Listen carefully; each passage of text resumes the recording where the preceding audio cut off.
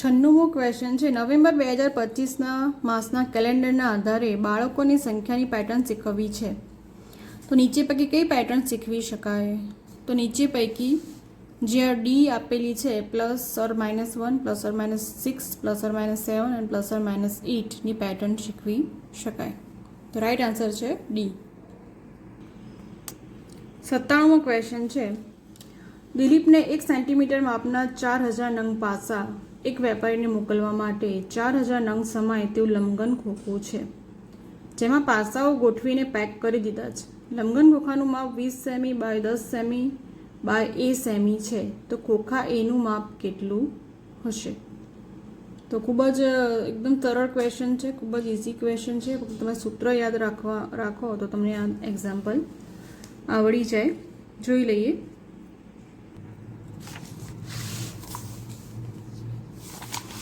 $97 નંબરનો ક્વેશ્ચન છે.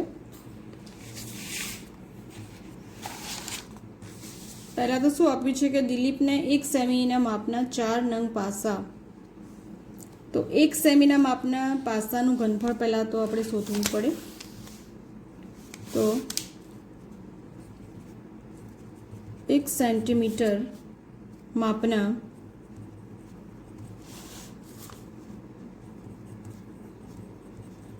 એક પાસાનું ઘનફળ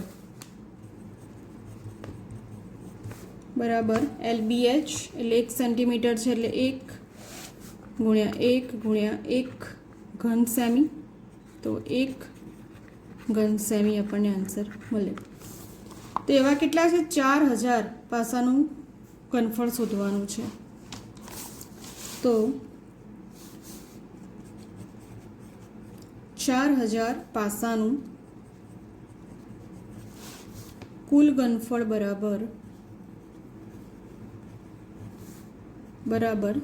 4000 ગુણ્યા 1 બરાબર 4000 ઘન સેમી.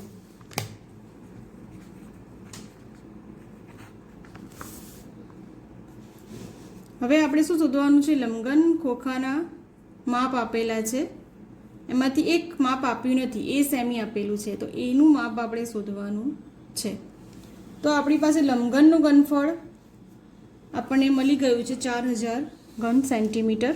તો એની પરથી જે એક માપ આપ્યું નથી એ શોધવાનું છે.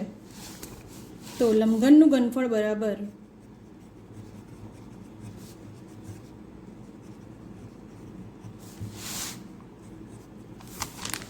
લંબાઈ ગુણ્યા પહોળાઈ ગુણ્યા ઊંચાઈ.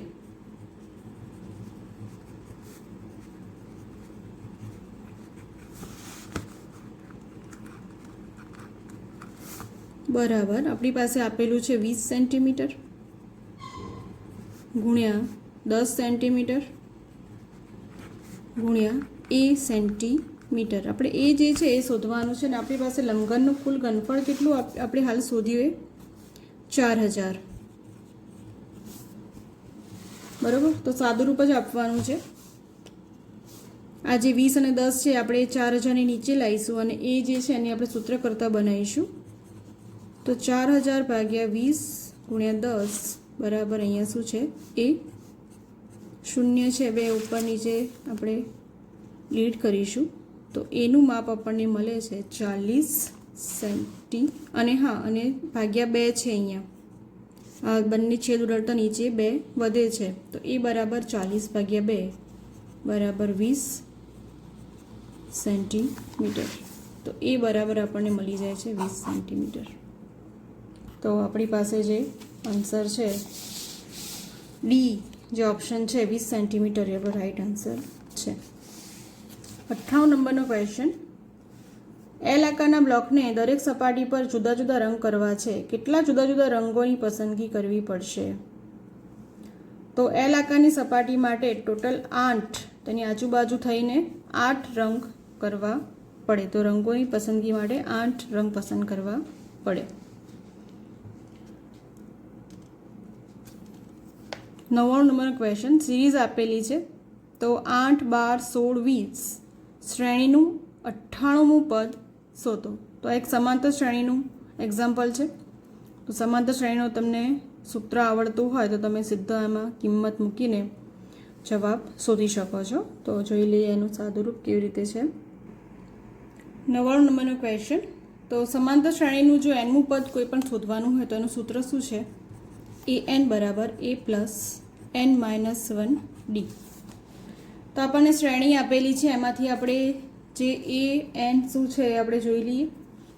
તો એ શું હોય છે? પ્રથમ પદ.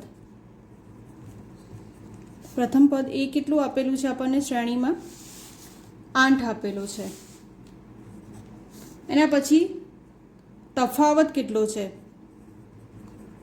તફાવત d બરાબર એમાં જે સેકન્ડ શ્રેણી હોય અને ફર્સ્ટ બંનેનો તફાવત આપણે જોવાનું હોય, પ્રથમ પદ અને દ્વિતીય પદનો. તો 12 માઇનસ 8 બરાબર 4. અહીંયા કયું પદ શોધવાનું છે? તો 98મું પદ શોધવાનું છે. તો અહીંયા n બરાબર છે 98. તો આપણે હવે સૂત્રમાં કિંમત મૂકી લઈએ.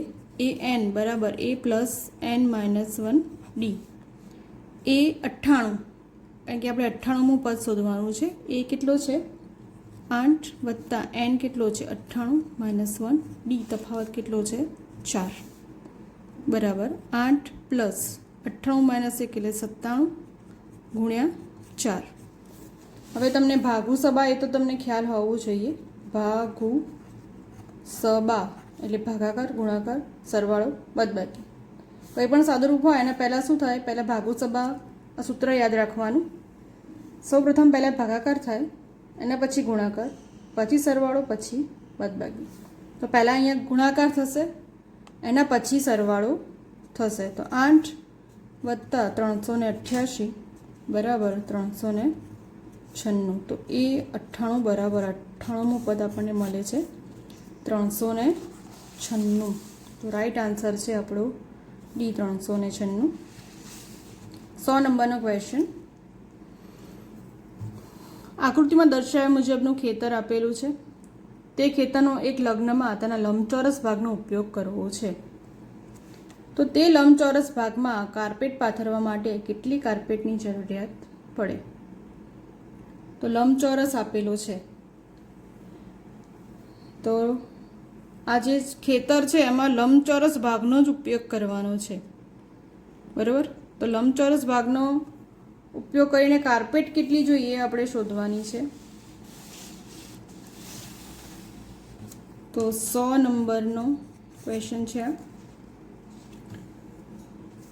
તો લંબચોરસ ભાગ છે, ધારો કે લંબચોરસ ભાગ આપણે જોઈ લઈએ, કારણ કે ખેતર છે આખું. તો ધારીએ છીએ કે લંબચોરસનો ભાગ એક્સ છે, લંબચોરસ એક્સ છે. એની લંબાઈ પહોળાઈ છે, કે લંબાઈ છે 40 મીટર અને પહોળાઈ છે 15 મીટર.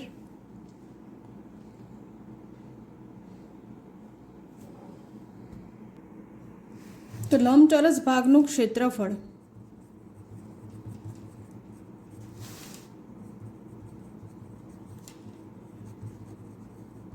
બરાબર લંબાઈ ગુણ્યા પહોળાઈ, લંબાઈ ગુણ્યા પહોળાઈ. લંબાઈ આપણને કેટલી છે? 18 અને પહોળાઈ છે 9. તો 162 ચોરસ મીટર. તો આપણો રાઈટ આન્સર છે 162 ચોરસ મીટર. રાઈટ આન્સર છે સી. હવે તમે જુઓ છો કે 162 મીટર પણ આન્સર છે, પણ અહીંયા લંબચોરસ ભાગ લંબચોરસ છે એટલે ચોરસ મીટર એનું એકમ આવશે. તો 162 ચોરસ મીટર એ આપણો રાઈટ આન્સર છે. 101 નંબરનો ક્વેશ્ચન છે. પરિમિતિ px અને py જ્યારે ક્ષેત્રફળ ax અને ay હોય તો નીચેના પૈકી કયું વિધાન સાચું બનશે? તો આપણને આકૃતિ ઉપરથી આપણે એક્ઝામ્પલ ગણવાનું છે. આ એક લંબચોરસ આપેલો છે, એની લંબાઈ અને પહોળાઈ આપણને આપેલી છે બંને લંબચોરસની. તો એનું પરિમિતિ અને ક્ષેત્રફળ વચ્ચે કઈ સંબંધ સાચો હશે એ આપણે શોધવાનું છે. તો પહેલાં એની ગણતરી કરવી પડશે. px શોધવો પડશે, py શોધવો પડશે, ax અને ay શોધીશું ત્યારે આપણને ખબર પડશે કે કઈ જે રિલેશન છે એ સાચું હશે.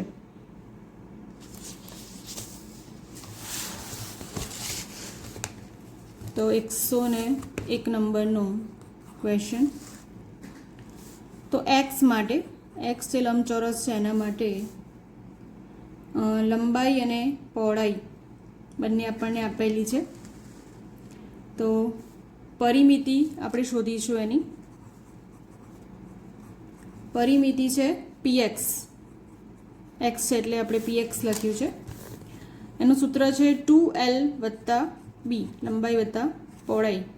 તો બે ગુણાકારની અંદર છે. લંબાઈ આપણને આપેલી છે 40 અને પહોળાઈ છે 15 મીટર. સૂત્રમાં આપણે જે રકમ છે એમાં આપેલું જ છે. તો 2 ગુણ્યા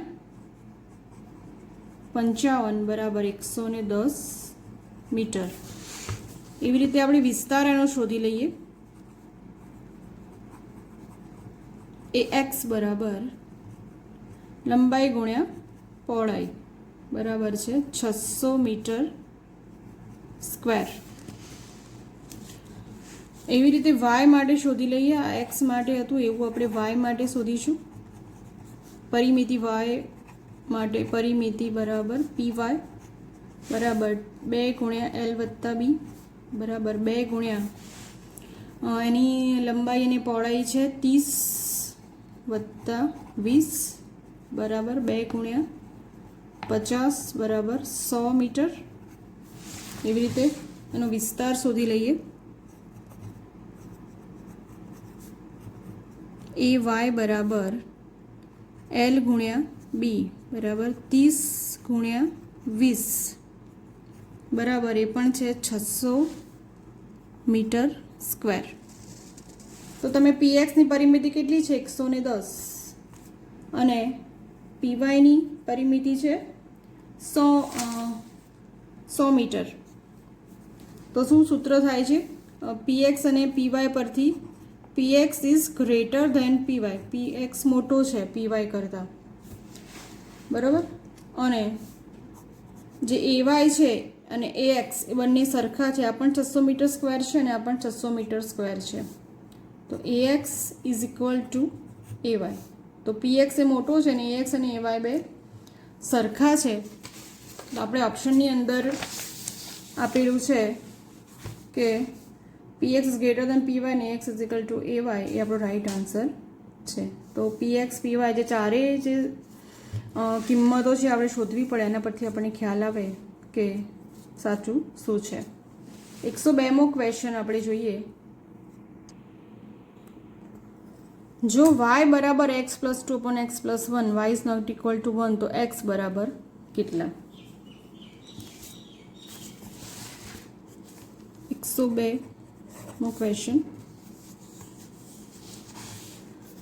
વાય બરાબર આપણને આપ્યા છે x plus 2 upon x plus 1 જ્યાં y is not equal to 1. આ જે આવી કિંમતો આપી હોય ને એ ધ્યાનમાં રાખવી પડે. તો પહેલાં આપણે શું કરીશું? આનું સાદું રૂપ આપીશું. એક્સ પ્લસ 1 છે આપણે આ બાજુ લઈ જઈએ ડાબી સાઈડ. તો વાય ઇન્ટુ એક્સ પ્લસ 1 બરાબર એક્સ પ્લસ 2. તો x y plus y is equal to x plus 2. હવે એક્સ જે સરખી કિંમતો છે એને આપણે જોડી લઈએ. એક્સ વાય માઇનસ એક્સ આપણે આ બાજુ લઈ જઈએ અને વાયને પેલી સાઈડ લઈ જઈશું એટલે માઇનસ થશે 2 માઇનસ વાય. પહેલાંમાંથી એક્સ કોમન કાઢીએ. એક્સ વાય માઇનસ 1 અહીં એક્સ બંને કોમન હતા એટલે અહીંયા 1 હોય અને 2 માઇનસ વાય. તો એક્સને જે સૂત્ર કરતાં બનાવીએ તો વાય જે એક્સ છે અને વાય છે અહીંયા ગુણાકારમાં છે, બરાબર. તો એક્સ બરાબર શું મળે? 2 minus y upon y minus 1. એક નાનું સાદું રૂપ જ છે. તો અહીંયા ઓપ્શનમાં આપેલું જ છે 2 minus y upon y minus 1. એકદમ સેકન્ડમાં થઈ જનારો આ દાખલો છે. ખૂબ જ ઇઝી છે કારણ કે તમે પ્રેક્ટિસ કરો તો તમને પણ આવડી જ જાય. આવા પણ એક્ઝામ્પલ. 103મો દાખલો. એક સંખ્યાનો 8/10મો ભાગ 128 છે તો તે સંખ્યાની અડધી સંખ્યા કઈ? જોઈ લઈએ. તો પહેલાં શું કરીશું? ધારો કે એ સંખ્યા એક્સ છે પહેલાં તો સંખ્યા ધારવી જ પડે, કારણ કે આપણે શોધવાની છે કે કઈ સંખ્યા હશે. તો રકમમાં શું છે કે એક સંખ્યાનો 8/10 ભાગ કરીએ તો એ સંખ્યા કઈ છે? એક્સ. એનો આપણે 8/10 ભાગ કરવાનો છે. કરતા અને એ ભાગ કેટલો મળે છે? 128. તો આપણે એક્સ શોધીશું. એક્સ બરાબર 128 ગુણ્યા 10 ભાગ્યા 8. સાદુરૂપ આપણને મળી જશે 160. એક્સ બરાબર 160. હવે છેલ્લે શું કહ્યું છે કે 8/10 ભાગ 128 છે, તો તે સંખ્યાની અડધી સંખ્યા કઈ? તો જે સંખ્યા આપણને મળી છે એને આપણે અડધી કરી દેવાની, ભાગ્યા 2 કરી દેવાના. તો તે સંખ્યાની અડધી સંખ્યા બરાબર તે સંખ્યા કઈ મળી આપણને? એક્સ ભાગ્યા 2 આપણે ધારી હતી. તો એક્સ આપણને શું મળ્યો છે? 160 ભાગ્યા 2, તો આપણને મળે છે 80. તો રાઈટ આન્સર છે આપણો 80. અડધી કરતાં આપણને 80 મળે. સંખ્યા ધારવાની, એ સંખ્યા શોધવાની અને માગી છે કે અડધી કરવાની, ડબલ કરવાની, માઇનસ કરવાની, તો એ સંખ્યા આપણે મળી જાય. 104મો એક્ઝામ્પલ. એક પરીક્ષામાં 1200 વિદ્યાર્થી બેઠા. જો પાસ થયેલા અને નાપાસ થયેલા વિદ્યાર્થીઓનો ગુણોત્તર 5:1 હોય તો કેટલા વિદ્યાર્થી પાસ થયા? તો જોઈ લઈએ એક એક્ઝામ્પલ. તો પહેલાં ગુણોત્તર કેટલો આપ્યો છે? પાસ નાપાસનો 5:1 આપેલો છે. તો જે કુલ ભાગ છે 104. તો કુલ ભાગ કેટલો થશે? 5 જણા કેટલા છે? પાસ, અને એક કેટલો છે? નાપાસ. તો ટોટલ 6 ભાગ થયા આપણી પાસે. હવે એક પરીક્ષામાં 1200 વિદ્યાર્થીઓ બેઠેલા છે, તો એક ભાગની કિંમત આપણે જોઈએ.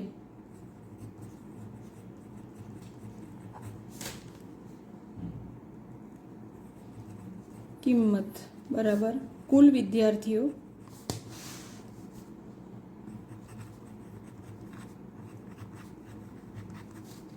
ભાગ્યા કુલ ભાગ. કુલ વિદ્યાર્થીઓ આપણને આપેલા છે 1200 વિદ્યાર્થીઓ. કુલ ભાગ છે 6 બરાબર એક ભાગની કિંમત આપણને મળે છે 200.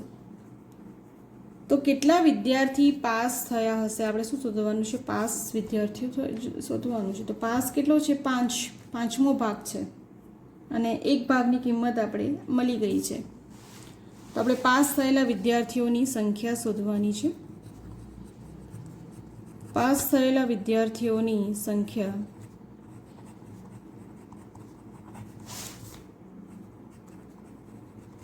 બરાબર પાસ થયેલા ભાગ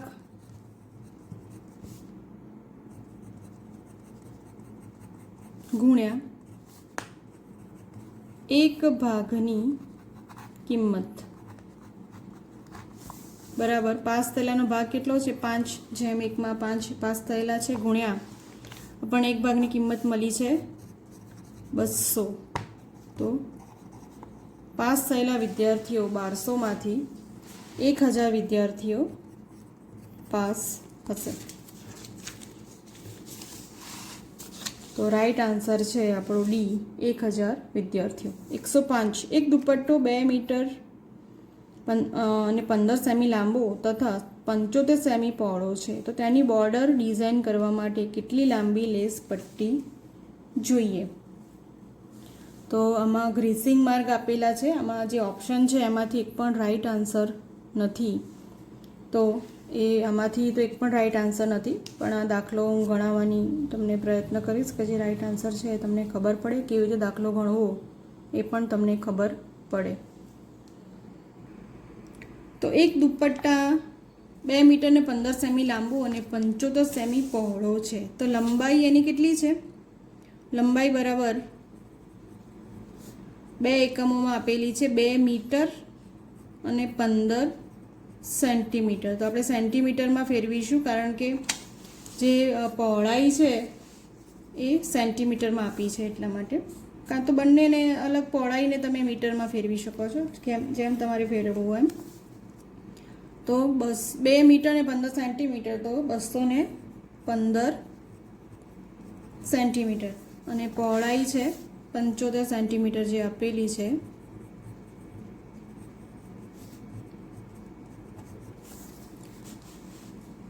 તો આપણે આખી બોર્ડર ડિઝાઇન કરવા માટે કેટલી લાંબી લેસ પટ્ટી જોઈશે? તો આખા દુપટ્ટાને ફરતે લેસ લગાવવાની છે, તો એની આપણે પરિમિતિ શોધવી પડશે. તો પરિમિતિ બરાબર 2 ગુણ્યા લંબાઈ વત્તા પહોળાઈ. 2 ગુણ્યા લંબાઈ કેટલી છે 215 વત્તા પહોળાઈ કેટલી છે 75 સેન્ટીમીટર. 2 ગુણ્યા 290 બરાબર 580 સેન્ટીમીટર.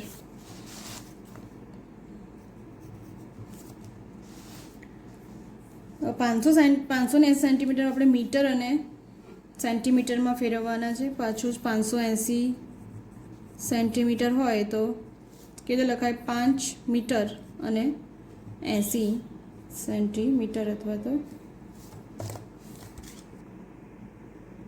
તો રાઈટ આન્સર છે 5 મીટર અને 80 સેન્ટીમીટર.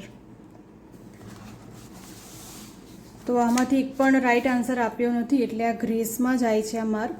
બીજી એક વાત કહી દેવાની કે તમે કદાચ રોંગ આન્સર આપ્યા હોય ઓપ્શનમાં અને તમે આ એટેન્ડ કોઈ પણ કરો છો અને જો એનો ગ્રેસિંગ માર્ક મળે છે, તો તમને રોંગ લખ્યા હશે તો પણ એનો સાચો 1 માર્ક તમને એનો મળી જશે. એટલે કોઈ પણ પ્રશ્ન એટેન્ડ કરવો પડે, એટેન્ડ કર્યો હશે તો જ ગ્રેસિંગ માર્ક મળશે. જો આમાં તમે એક પણ એટેન્ડ નહીં કર્યું હોય, એક પણ ઓપ્શનમાં જે મીંડું નહીં કર્યું હોય તો માર્ક નહીં મળે, પણ કર્યું હશે તો મળી જશે. હવે પદ્ધતિના ક્વેશ્ચન ચાલુ થાય છે 106થી. ગણિત અઘરું નથી, કારણ કે તે રોજબરોજના જીવનમાં ઉપયોગી છે. પ્રશ્નપત્ર રચના માટેની બ્લુપ્રિન્ટમાં કયા ઘટકનો સમાવેશ થતો નથી? તો વિદ્યાર્થીની મૌલિકતા પ્રમાણે ગુણભાર એ ઘટકનો સમાવેશ થતો નથી. 108મો ક્વેશ્ચન. વૈદિક ગણિત ગ્રંથના રચયિતા કોણ? તો શ્રી ભારતી કૃષ્ણ તીરથજી મહારાજ. ધોરણ 1ના આનંદદાયી ગણિતમાં આસ્થાના જન્મદિવસની ઉજવણીના પ્રસંગ દ્વારા ગણિતની કઈ વિભાવના સમજાવી? તો 10ની વિભાવના, એની સંકલ્પના. 110મો ક્વેશ્ચન. ગણિત શિક્ષણના અધ્યયન સિદ્ધાંતો પૈકી કયું જોડકું સાચું નથી? તો જીન પિયાજે ક્રિયાત્મક જ્ઞાન. ડેવિડ પોલ આસુબેલ ક્રિયાત્મક જ્ઞાન, જીન પિયાજે, અને ડેવિડ પોલ આસુબેલ મૂળ સામગ્રી. તો અહીંયા એ અને ડી બંને અહીંયા રાઈટ આન્સર છે. આ પણ એક થોડો ભૂલ ભરેલો ક્વેશ્ચન છે. તો એ અને ડીમાંથી ગમે તે તમે ટીક કર્યું હશે તો એનો તમને માર્ક મળી જશે. 111મો ક્વેશ્ચન. ગણિત શિક્ષણ પ્રક્રિયાના અંતે મૂલ્યાંકન સંદર્ભે મૂલ્યાંકનના હેતુઓ અંગે નીચેના પૈકી કયું વિધાન સાચું નથી? તો વિદ્યાર્થીના સંદર્ભે આન્સર આપવાનો છે. તો વિદ્યાર્થીઓના મૂલ્યાંકન આયોજનની સમજ જાણવા. 112મો ક્વેશ્ચન. મૂલ્યાંકન સંબંધી પ્રશ્ન રચનામાં સંબંધ ઘટાયક પ્રશ્નો નીચેના પૈકીમાંથી કયું ઉદાહરણ છે? તો સરવાળો જેમ 0 અને ગુણાકાર જેમ 1. અહીંયા 1 આપ્યો નથી, પણ આ સંબંધ ઘટાયકનું ઉદાહરણ કહી શકાય. 113. ધોરણ 4 ગણિતના પ્રકરણ 1 ઈંટોની ઇમારત શીખવવા માટે નીચેની કઈ અધ્યાપન પદ્ધતિ શ્રેષ્ઠતમ ગણાય? તો પ્રકલ્પ પદ્ધતિ, જે પ્રોજેક્ટ પદ્ધતિ કહીએ એ શ્રેષ્ઠ ગણાય. 114. ગણિતમાં ભૂમિતિના ખ્યાલો અસરકારક રીતે વિકસાવવા, જેમાં ખાસ કરીને કોયડા ઉકેલવામાં, પ્રમેય રચના દોરવા, નીચેના પૈકી કઈ શિક્ષણ પદ્ધતિથી શિક્ષણ કાર્ય અસરકારક બનાવી શકાય? તો સંયોગીકરણ પદ્ધતિથી અસરકારક બનાવી શકાય. 115. એક બાળક સરવાળાના દાખલામાં એકમમાંથી દશકમાં વધારો કરવાનું ભૂલી જાય છે. આ ભૂલ કયા પ્રકારની છે? તો રાઈટ આન્સર છે ડી, ખ્યાલની ભૂલ. 116 નીચેના વિવિધ પરિસ્થિતિઓ દર્શાવતા વિધાન છે, તે પૈકી કયું વિધાન વિદ્યાર્થીઓના કૌશલ્યનું માપન કરશે? તો આમાં પણ બે રાઈટ આન્સર છે, તો બંનેમાંથી ગમે તે એક લખ્યું હોય તો તમે એનો માર્ક મળી જાય. તો ટ્રેનની ઝડપ આપેલી હોય અને ટ્રેન દ્વારા કપાયેલું અંતર આપેલું હોય તો તેની મદદથી અંતર કાપવામાં લાગતો સમય નક્કી કરે. અને ડી, તેણી રોડ એટલાસનો ઉપયોગ કરીને સાચો રસ્તો પસંદ કરે. 117 ગણિત શિક્ષણ દ્વારા વ્યક્તિમાં ચોકસાઈનો ગુણ કેળવાય તે ગણિત શિક્ષણનું કયું મૂલ્ય દર્શાવે છે? તો સાંસ્કૃતિક મૂલ્ય. ગણિત શિક્ષણમાં કોઈ મુદ્દાને વિવિધ રીતે જોડવા માટેની પદ્ધતિ કઈ છે? તો છે પરિસંવાદ. 119 પ્રાથમિક સ્તરે સંખ્યા ખ્યાલ નંબર કોન્સેપ્ટમાં મુશ્કેલીનું કારણ શું છે? તો મૂર્ત વસ્તુ સાથે ગણતરીનો અનુભવ ન કરવો. 120 ધોરણ 1 આનંદદાયી ગણિતમાં લીનાની પરિવાર મથાળા હેઠળ પ્રકરણ 9માં આપવામાં આવેલ છે. આ પ્રકરણ થકી ધોરણ 1ના વિદ્યાર્થીઓને કઈ સંકલ્પના શીખવવા માટેનું વિષયવસ્તુ આપેલું છે? તો રાઈટ આન્સર છે સી, માપન. તો 120 સુધી અહીંયા ગણિત વિષયવસ્તુ અને પદ્ધતિના જે પ્રશ્નો હતા અહીંયા પૂર્ણ થાય છે. તમે જોઈ શકો છો કે કેટલા વિષયવસ્તુના અને કેટલા પદ્ધતિના પ્રશ્નો પૂછાતા હોય છે. તો ધોરણ 1થી લઈને કમસે કમ 9-10 સુધી તમારે ગણિત વિષય તૈયાર કરવો પડે.